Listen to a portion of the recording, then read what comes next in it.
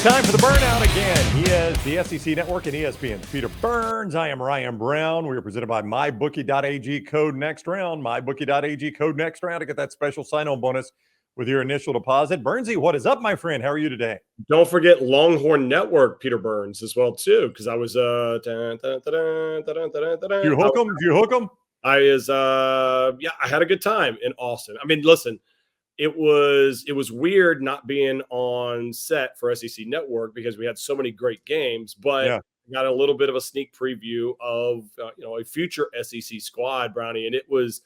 I mean, not only do they look like an SEC team, they might be the best team in the country right now, but just the idea of I mean, it's going to become everybody's favorite road trip. Yep. Whenever Texas enters, because a lot of times I think people love to go Vanderbilt, because it's Nashville and it's a great city, but sometimes the game isn't great. Like Austin will be the number one road trip for people going forward. So I was fired up for that. And the great SEC rivalry, the Red River Shootout, is coming up this weekend. So I'm excited for the Red River.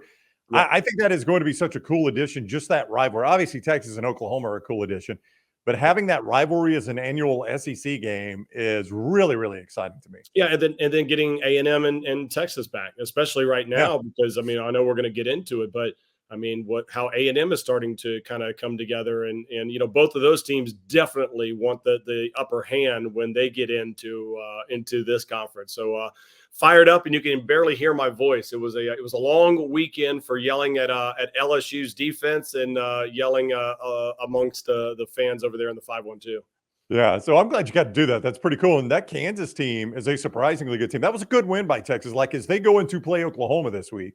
Yeah. Oklahoma has not been tested. You cannot say the same of Texas. They have come to Tuscaloosa and they won the game. I know Baylor is down, but it's still a road trip in conference to a semi-difficult place to play. And I know people will turn their nose up at Kansas. That's a pretty good football team this year. I think Texas, I would have them number one. If I were an AP voter again this year, I would have Texas number one right now. I mean, especially now that Bama's starting to look a little bit better, right? And I think that was kind of they were – the litmus test of last year, like, oh, we're not that far away, but can we actually really beat Alabama, especially in T-Town? And I mean, just the amount of what it does for your program when you beat an Alabama, right? And I don't even know if we say that about Georgia yet. Of course, we haven't really seen them lose lately, but what it does when you beat Nick Saban, like the belief in your quarterback play, the belief from the fan base, the belief from in the head coach, the belief of, hey man, we did it. We climbed the Saban mountain. There's not a whole heck of a lot of guys that could say they could do that. So they're all in right now on Texas, and this weekend will be great, and next year is going to be even better. Yeah, as we talk about our first topic here, the best, the West best, who is the best in the West? I firmly believe, having watched Alabama over the last couple of weeks and seeing a little evolution, that Texas win in Tuscaloosa is only going to increase in its value for them. I think by the end of the year, we're going to look back on that and say, dang, I guess right now the best win in the country is Ohio State going to Notre Dame, I guess. Or maybe it is Texas going to Alabama. I don't know. You could argue those two. I think at the end of the year, we'll know it is Texas going to Tuscaloosa. Well, and I think, let's start with Alabama, right? I mean, they end up getting a pretty easy win against Mississippi State. And there's nothing easy about going into Starkville because, the fans are going to be rabid, and Zach Arnett traditionally has the defense ready to rock and roll. But I thought with Alabama, they starting to look a whole lot more comfortable of not what they're trying to be, just they recognize who they are, which is a defensive-minded team.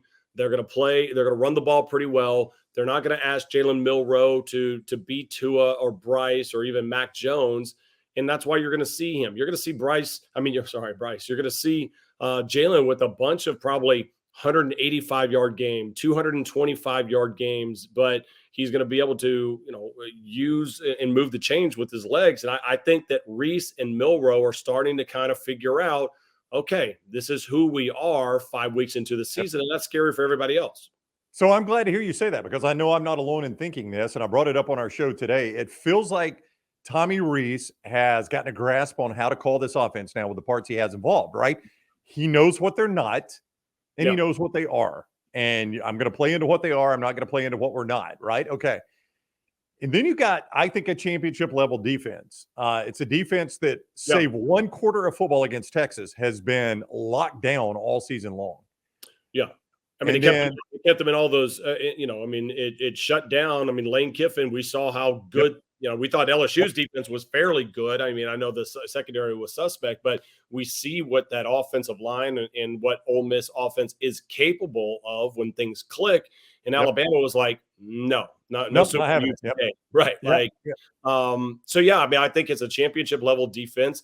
It's basically not pedestrian, because there's nothing pedestrian about Milroe, but it's just an offense that's finding itself. And again, go back and look at the championship run that he had, in the last decade before all of the passing numbers started going down. It's old school Alabama football, like we thought it was going to be at media days, except with elite special teams now. Like, I think it's a little bit of the 2009 formula that Nick Saban had. Now, again, I'm not saying this team is going to win a national championship. That team did. I don't know that there's a Mark Ingram or a Trent Richardson back there. But I think it's that formula where I've got an offense that's competent enough to stay out of my defense's way. I got a defense now, Peter, that is keeping people from scoring. They're giving up 14 points a game, and they're scoring and leading 2 scores, right? They had a pick 6 against Mississippi State right before the half. Right before the half, they set the offense up on the front porch for another touchdown to kind of close that game out before you even get to halftime. That's old school Nick Saban football. And now you've added in elite special teams. Burnup is punting out of his mind right now, and he's having to do it a little bit more than Alabama wants. I know that. And you got a kicker in Ryder that never misses. I mean, there are elements here that you look at this team and you're like, boy, if they could just maybe incrementally improve some on offense, they've got the elements they need to be a factor. And when we talk about coaches and I was talking about this with the guys in the Longhorn Network about developing players. Like, what the hell does that really mean?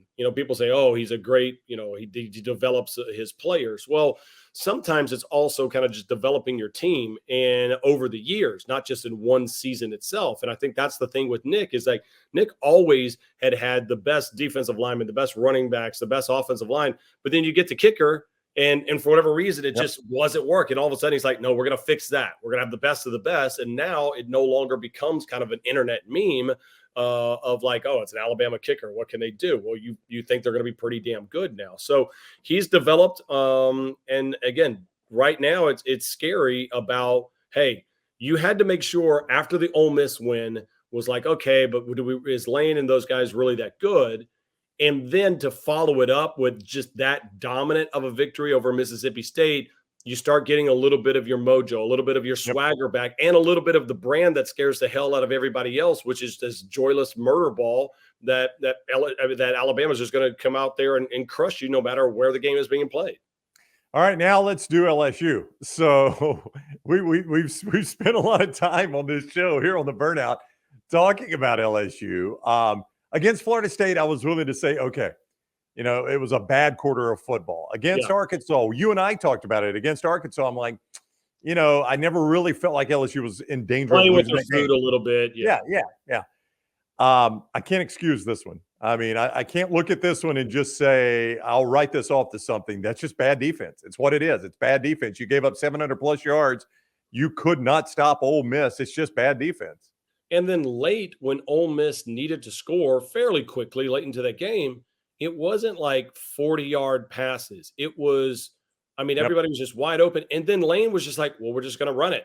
Like, you can't stop us right now running the ball. And then we get 8-9 yards a clip. And you're like, what is happening? And again, it's just shocking right now amongst LSU fans, because you're like, we are wasting arguably the best offense that we have seen, of course, since 2019, but quite possibly the second best offense in the history of LSU football is being wasted because the defense can't, catch a nosebleed right now or stop a nosebleed. I mean, it was out of control, and I've never seen something like that. I mean, to the fact of, I never thought the days would be here, Brownie, where I would beg for a team to score against LSU so we could get the ball back quicker. I mean, and that's what's happening right now. I mean, they had to bring in Pete Jenkins, the old 82-year-old, Yoda defensive line master to come back in. Like the man's been retired 9 different times, and they kept be like, Pete, like if Pete was that easy to call, why in the hell didn't they call him like from the I beginning? know. It's not like he's costing $7 million and they can't afford it. Like, Pete, can you get over here? Like, all right, I'm coming. Like, Nope. let me get I over got here. nothing to do. Yeah. Unbelievable. But all that said, I mean, all of that said, to your offense's credit, to LSU's offense's credit, and LSU and Ole Miss couldn't stop LSU either. Right. You still hit a receiver in the hands of the end zone to win the game, right? I mean, so if you're an LSU fan, you're like, well, at least there's that. But man, I mean, you cannot ask your offense to do that game in, game out. And they've been doing that. And I mean, the competition ain't going away. I mean, this is a tough schedule for them. Well, and that's why, like, we started the show today on SEC Network. Was that Lane's marquee win? It was, yes. And you think it is, right? But then again, I mean, ball hits the guy in the hands on the last play. He makes that catch. We're talking about Lane completely different, right? It's just amazing about how one play changes everything. Like, remember Ryan Day in Notre Dame, and Ryan Day goes off on Lou Holtz because he said his team wasn't soft. Well, if they don't get that 4th down conversion on the last second play of the game to score a rushing touchdown from the 1 against 10 Notre Dame players, Lou Holtz was right?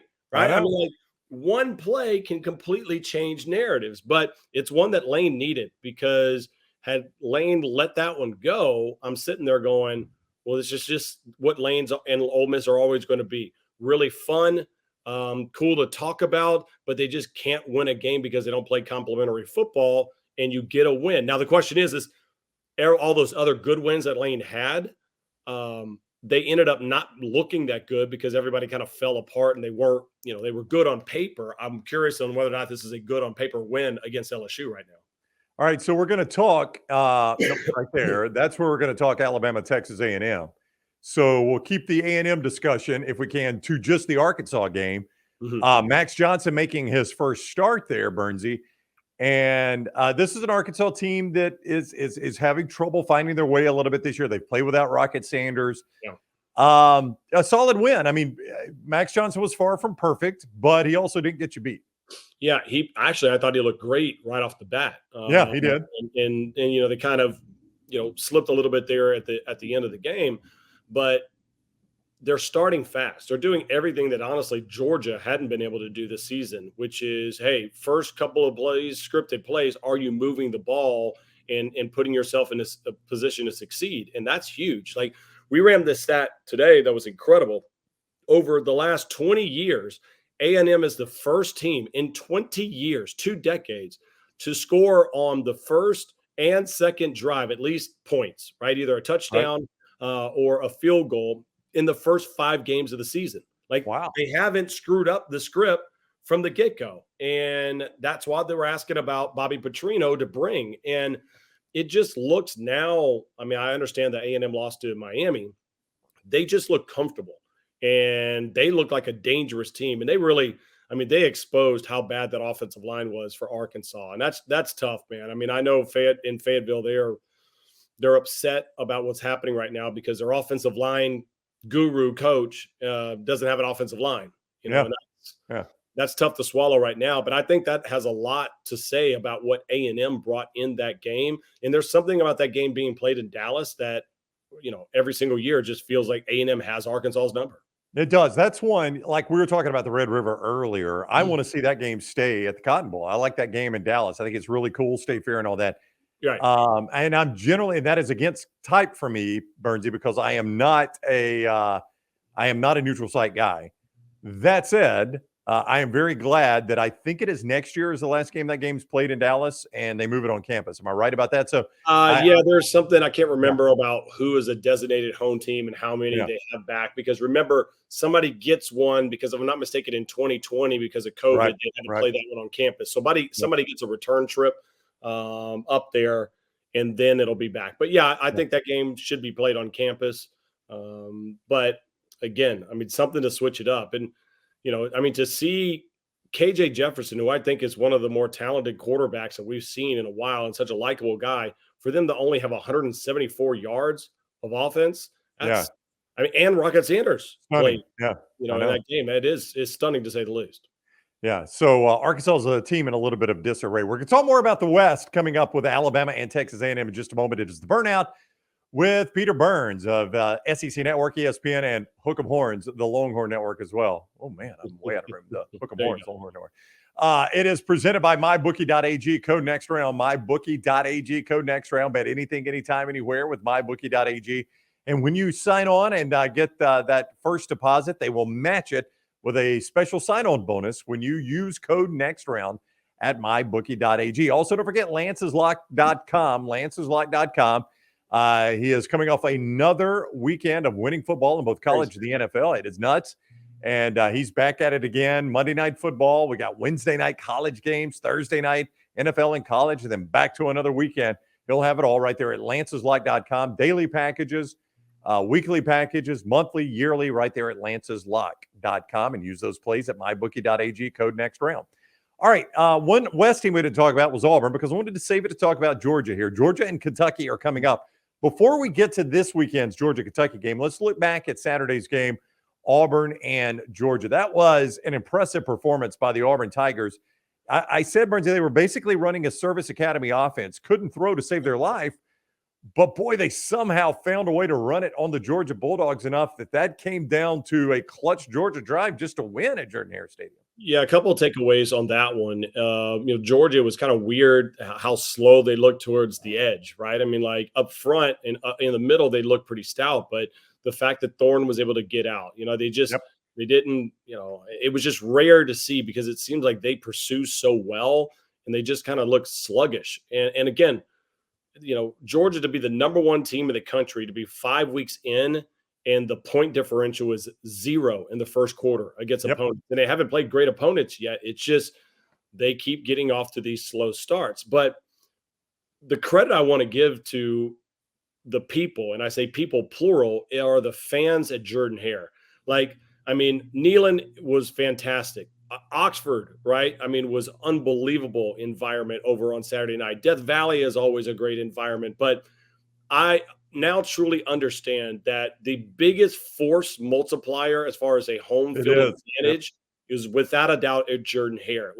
It was electric. I would watch it, and this is a day game, and I'm thinking, I got goosebumps just thinking about how loud. I want to be in that stadium right now. And there's a lot of times where that Auburn team had not been good. You go back to last year with Cadillac and what that whole place was like.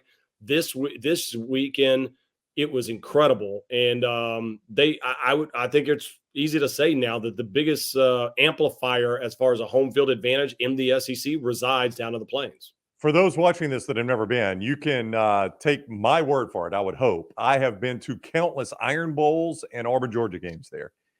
And I have always said when it's a tight game, now if Auburn is bad or Georgia is bad or Alabama's bad, whatever, this doesn't play in. But if the teams are close, if this is a big game, and I've seen some big Iron Bowls there, right? Right. It's easily worth 7, if not more. And and I'm talking about like Georgia teams and Alabama teams that are composed everywhere else they play, right? Crowd doesn't bother them anywhere else. And they go to Jordan-Hare and it's just a different game. We remember we looked at it. We were surprised when you saw, wait, why is the line only 14? Yeah, there you go. Auburn can't do anything. Georgia's defense has been great. They're going to get it figured out. Nope. Vegas always knows, buddy. They know. My bookie, they don't come out there and they just kind of guess on feelings and stuff that. There's a science to how they set that line because and more often than not, they're right. That said, Georgia is a 14-point favorite over Kentucky this week. This game is in Athens. Yeah. The Cats coming off an extremely impressive win. Nobody was more impressive, I don't think. Alabama blew out State, but we've kind of seen that. Yeah. But what Kentucky did to Florida, a Florida team that we thought maybe was resurgent, Burnsy, after that Tennessee game, and Kentucky just smashed them in Lexington. That was so impressive what they did. And I think it was the way they did it, right? Yep. Because the two things that I thought I knew about Florida, or what would scare you if you were a Wildcat fan, was Florida's D-line's pretty good. They're probably going to be able to stop the run. They're pretty physical. And 2, they're going to be able to run the ball. They weren't able to do either of those things, right? I had Ray Davis on the show this morning, and he is awesome, right? He had 280 total yards, and he said, hey, we saw some things on tape that we wanted to take it to them. And I thought that was interesting because sometimes you kind of get away from what we considered a team's strengths are. But Kentucky was like, F that, man. We're just going to run right at you. And if you could stop it, good. They couldn't stop it. And there had to be nothing more demoralizing than just being able to run it over and over and over again. And so it was really impressive. And the reason why I had picked Kentucky to beat Florida in that game is that I saw little things that they've worked on the last 2 or 3 weeks, and it felt like they got a little bit better each and every week. And I didn't feel like they had played their A game. In Kentucky and Florida, that's a rivalry, man. For 31 years, Florida used to kind of pat them on the head and be like, oh, little brother Kentucky. Not anymore, man. 3 straight wins. And they, Georgia's going to have a live one on their hands coming up this weekend. Yeah, and the inclination would be to look at the Auburn box score and not dig deep in it and say, hey, listen, now if Auburn can rush for 210 on Georgia, what's this Ray Davis cat going to do, man? I warn you to. It's a different style, though, right? That's right. It is. A lot of those Auburn rush yards came from the quarterback position. In fact, 61 on one play came from Peyton Thorne. So when you dig a little bit deeper, I don't have the numbers in front of me, but I think it was 21 carries or something like that for less than 100 yards from the running back. Yeah, I mean, it was more RPO and just kind of, perimeter stuff. Kentucky doesn't really play that. Kentucky's just going to be we're going to play, smash mouth football. Yep. Can you do it? Great. If you stop us, you're just better than us. The thing is, though, I still don't think that we've seen Kentucky's A game, right? Mm-hmm. Like, that's the scary part about it. Like, I thought defensively they played pretty good. They run the ball extremely well. I still haven't seen that game that I think they're capable of, where Devin Leary and Dane Key and Barry and Brown and those and Robinson, those guys, like, they get off as far as that wide receiver crew. So, like I said, I actually think this is going to be a very good ball game coming up on Saturday down in Athens. So the winner of this game obviously has a leg up in the East. And if you look at the rest of the East right now, that is a devastating loss for Tennessee to lose Brew McCoy. Just a difficult injury to watch in real time. Yeah. Tennessee goes on and wins handily over South Carolina. But moving forward, that loss of Brew McCoy, it's going to be very difficult offensively for them to overcome that. Yeah, I mean, you lose him, and we had Coach Josh Heupel on our show this morning, and he was just like, man, it's just so brutal. You could just tell, too, about some coaches, hey, this guy's injured, next man up mentality. You just because Brew was exactly a guy that they needed in that class, to kind of take that big step last year, and then he was going to be the dude once Tillman and Hyatt went out. So, that was brutal for them. But they also got Cooper Mays back, and I thought that was as good as their offensive line has looked all season long. Milton still made some bad throws in that game, and that's an opportunistic South Carolina defense. But, they got pressure on Radler, made him throw a pick six. I still don't think Tennessee is as good as a Kentucky team. And then I kind of start wondering about what about Missouri? I mean, Brady Cook and Luther Burden Luther Burden's the most exciting player in the SEC. It's no ifs, ands, and buts about it. Like, you tell me that I can watch one player in the SEC, I'm sure as hell telling you that it's going to be Luther Burden.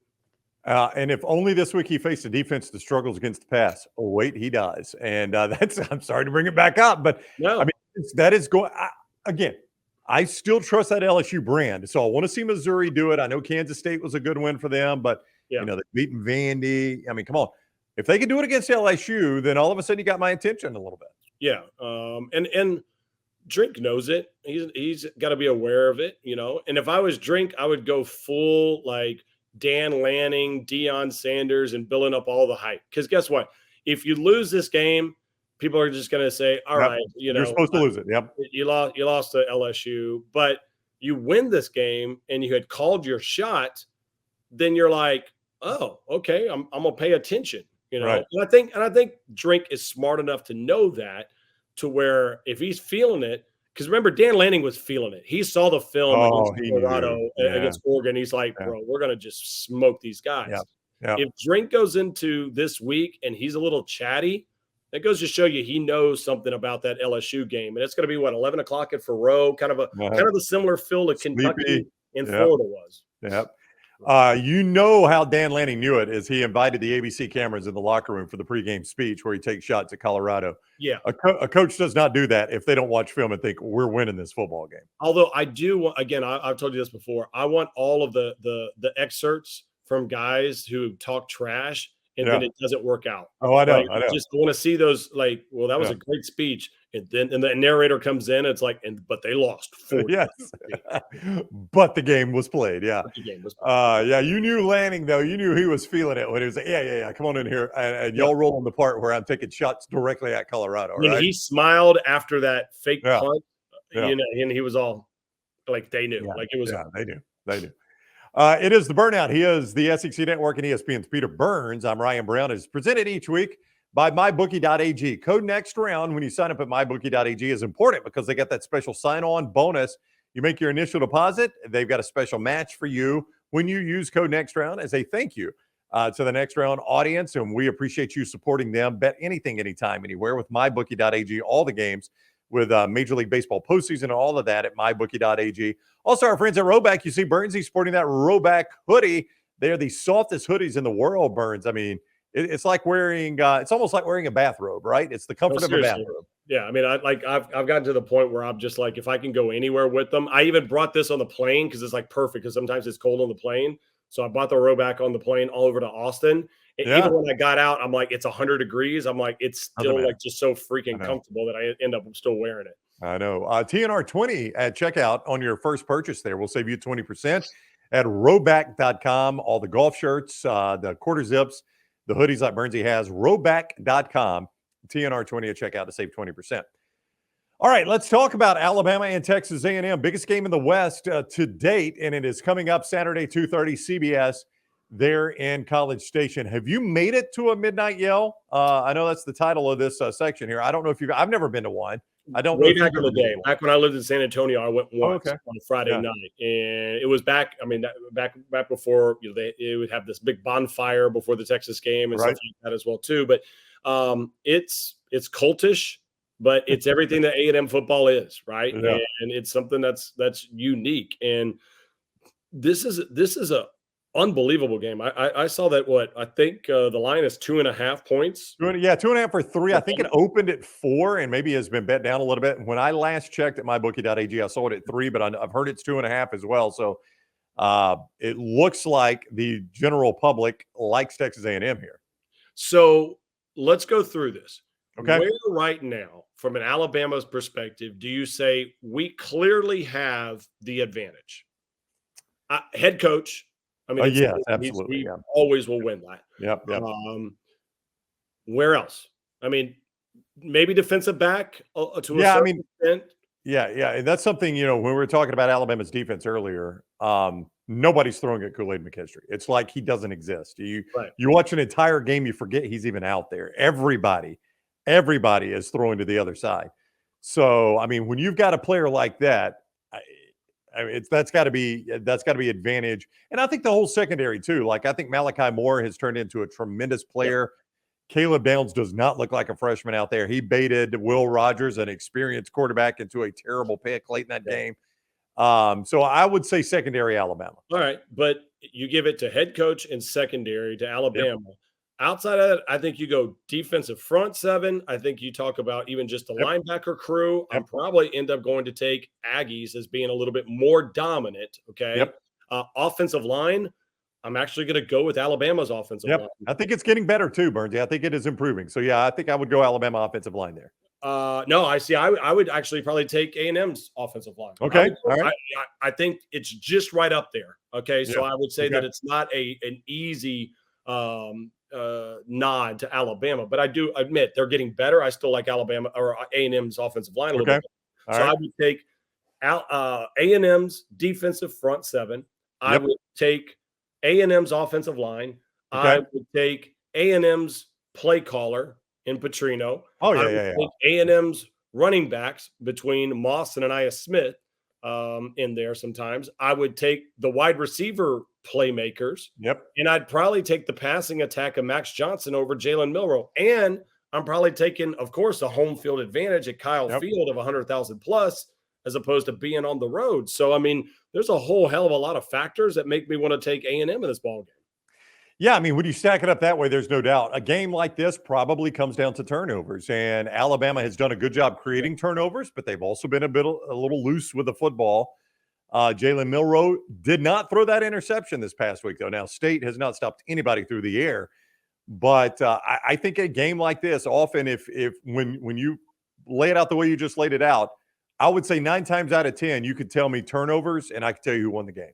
Yeah, and those can be fluky as we know, but I mean, for those who just think that, well, I mean, it's Alabama and it's A&M. I mean, we have seen with an inferior team, A&M did be able to pull off the upset, which probably saved Jimbo or bought him a little bit grace. Yeah. When things are going bad. But this is a team that legitimately, I think, matches up extremely well. And I actually think A&M is the most complete team. And I consider Georgia in this conversation as well as top to bottom. If you tell me if a team is firing on all cylinders, I don't know if I'm not taking A&M, especially over Alabama, but even over Georgia right now, believe it or not. Interestingly enough, Jalen Milroe actually has a start against A&M already. It was his only start coming into the year.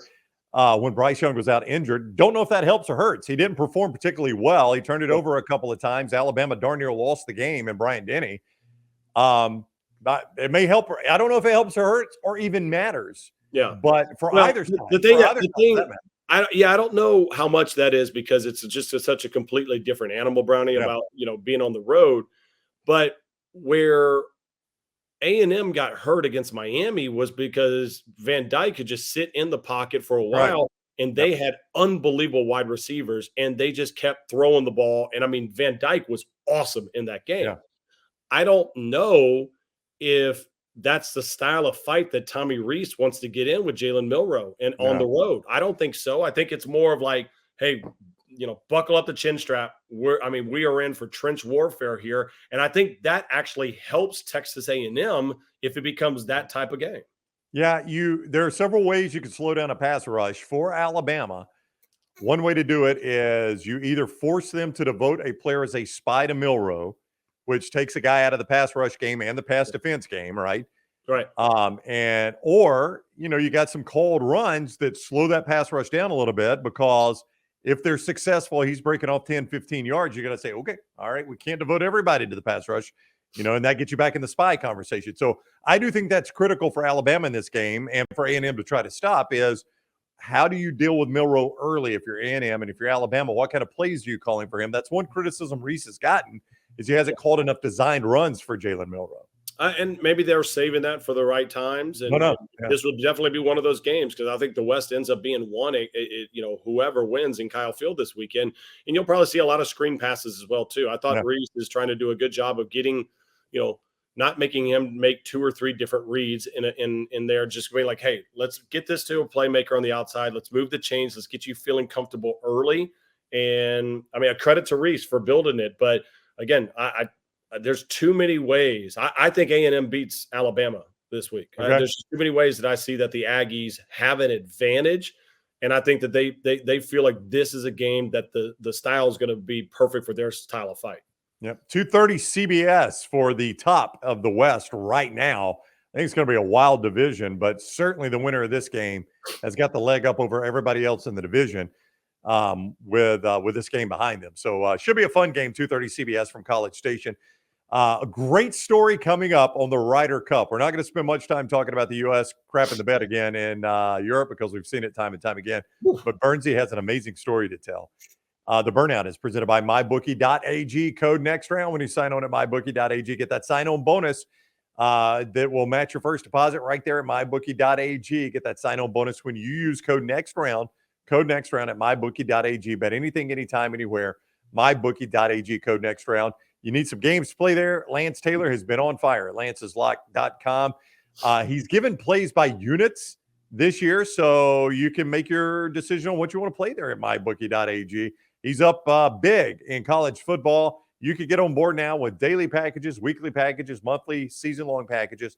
lanceslock.com. Major League Baseball in the postseason. Lance has told you himself, the end of the regular season is so hard to handicap, but here we are in the postseason now. He'll get back on that. lanceslock.com and mybookie.ag. Code next round.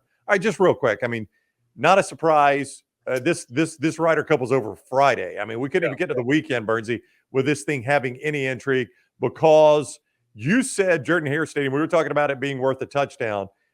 14 and a half or 14 points needed, depending on whether you have the cup or not, to win the Ryder Cup. I would say playing in Europe is worth 4 or 5 points for the European team. Yeah, I mean, it's been what 30 years since we won on their soil, and it just again, golf is such a game of confidence, right? And so when any of that gets shattered just a little bit, it's such a huge fraction. That 1%, 2% against the best players in the world is a big difference maker. And we saw Justin Thomas play pretty good, right? I don't think he embarrassed himself being out there. Not at all. Kind of, he was playing by himself a lot because Spieth was awful. Spieth was terrible in that one. And I think that the biggest takeaway just from the Ryder Cup in general is the fact that like the Europeans over there, it's everything to them. It is. Which is crazy because you're talking about guys from different countries. They're not playing for their individual country. They're playing for Team Europe, right? Mm-hmm. As opposed to we're Americans playing for one flag, like one country. It's USA. And I think it goes to show you two things. One, the importance of junior golf match play. Like the Europeans play a ton of match play growing up. They do a lot of that. In the United States, we do very little of it. We do it for the SEC Golf Championship final, but it's a lot of individual stuff in American golf. I think that hurts us kind of growing up. And the other thing too is the fact that, we just don't have that camaraderie, and I think those guys love each other over They there. do. And I'm not saying that the Americans have a bunch of beef and they don't like each other, but it's just more individual accolades rather than the team aspect of it. All right. So you attended a Ryder Cup. This was the one at Whistling Straits. Am I right about that? No, it's Hazeltine, 2016. Hazeltine, okay. 2016 Hazeltine. The United States wins. The Sunday is widely regarded as one of the most entertaining Sundays. Right. Phil Mickelson and Sergio Garcia had one of the greatest singles matches we've ever seen. Very entertaining Sunday, and you were there for it. I am going to, as much as I can, get out of the way and let you tell the story. I've heard this story before multiple times. It really is incredible. So we had a friend of mine who shall remain nameless on this podcast said, "Hey, why don't you come up to Hazeltine and we can find a way to be inside the ropes for the final day of the Ryder Cup?" I'm like, "Hell yeah, I'm in." Okay, so fly up there. We're inside the ropes. It's great. We're just having a great time. And one of the guys we meet was a pilot, a former pilot for Phil Mickelson. So he's like, "Hey man, if we win this thing, you got to come over to the team hotel. It'll be just the greatest party in the history of the world." We're like, "Well, hell yeah, we'll want to do that, right?" So we see this incredible day of golf. The Americans win, unbelievable matches all day long. So we go back, we shower up, we head out, and it's a Radisson hotel, okay, in Minneapolis. So and that's where the European team and the American team are staying. So we get in like through some side door, that's kind of like it's creaked open, right?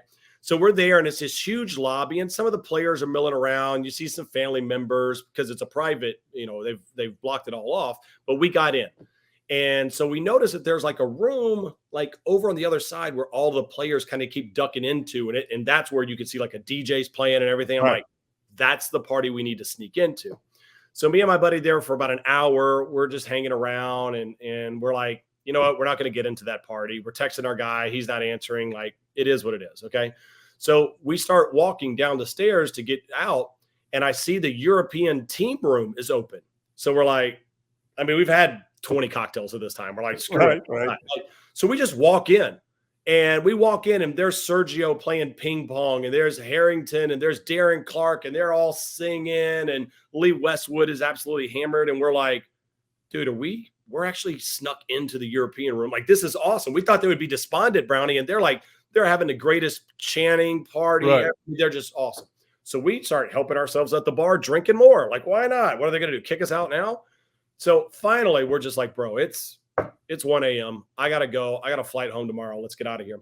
So we start going out of the door and I notice there's like an arrow, okay, at the bottom of the floor. And I'm like, let's just follow this. I mean, why not? Screw it. It's been a crazy night. It's there for a reason, right? They put an arrow there for a reason. Yeah. There's got to be a reason. So we go through the side door, then it leads us through the kitchen, then into an elevator. We punch it is like out of a mafia movie, right? So we're like, dude, this might be the way to that private USA party. Like, holy crap. I think we're going to do this. As soon as we walk up, we get off the elevator, there's a security guard there. And he's like, whoa, whoa, whoa, whoa, whoa, whoa, whoa. What are y'all doing? What are you doing? And I'm like, oh, sorry, man. I guess we got lost. And he goes, you need to go that way. Okay. I'm like, yes, sir. Well, come to find out, he had no idea who we were. He thought we were members of the European Ryder Cup team. And he was told, Brownie, if you come off this elevator, tell them to go into this room, which was the private party. So Right. he thought we were like European. I mean, we look like golfers. Yeah. Yes. Oh, yeah. And so sure enough, we get in. The first person we bump into is Tiger Woods. Oh, my And God. he's there. We're in this party. There's a DJ playing. I mean, it is just absolutely, I've never seen so many people that are just hammered beyond their gourd. So this is where it gets really interesting. So really quick.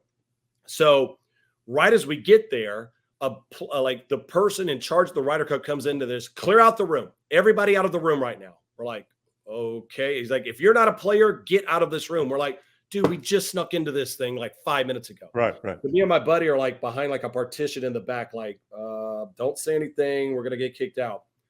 They kick everybody out of the room except the players on the team. In comes Darren Clark, and he gives the concession speech for the European team. He Right. goes, guys, I just want to let you know, this is what the Ryder Cup is all about. It was a hard-fought victory, but this is what the game of golf is personified. It was I'm like almost in tears, right? So it's just the Ryder Cup team, the captains, and me and my buddy overhearing Darren Clark, and we're like, oh, my God, do not move, okay? So finally, that happens. They let everybody kind of in this room. And here's my favorite picture of all time. It'll be just 1 second there.